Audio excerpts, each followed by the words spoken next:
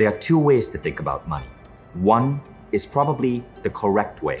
The other is the popular way. The popular way is what all our education systems focus on. In fact, most of the education we receive on money is focused on the popular way, which is often called money IQ. It is probably 95% of all the education and all the books you've ever read on money. But that 5%, which is called money EQ, is what is really, truly the most important thing. Our newest masterclass in Mind Valley with Ken Honda is going to explain the difference. Ken Honda is one of the most incredible writers in Japan, famous for studying the minds of the super wealthy and writing over 50 books in Japan on personal growth. So as you can see, so much of our education is on money IQ, but it's not what truly matters.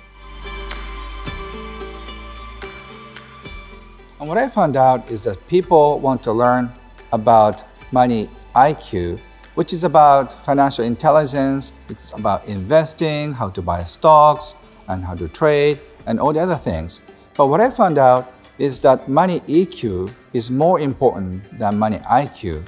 Money EQ is emotional intelligence about money, how healthy you feel with money. A healthy relationship is that when you feel happy about money, your money EQ is high. When you constantly worry about money and you have fear on money, your money EQ is low.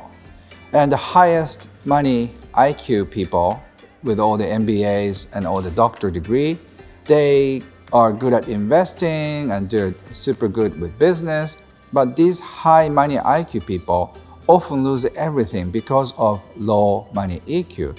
Even though you built a high tower with money IQ, the foundation is shaky, it's gonna fall. So money EQ is a foundation of life.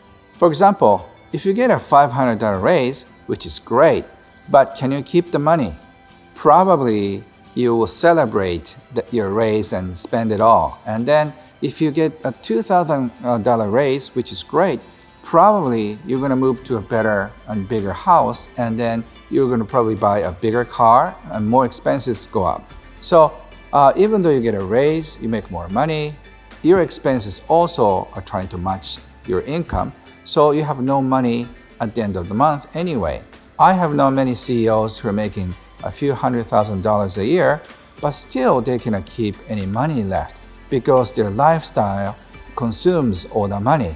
So unless you learn about money EQ and have a solid foundation, you'll never be able to feel peace with money, and you'll never be able to achieve true financial independence.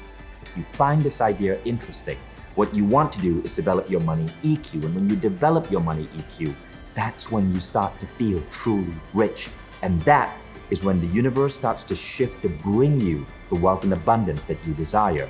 Check out our masterclass with Ken Honda from Japan to understand this distinction and to see how this new mental model can completely shift the way you approach wealth, abundance, and money.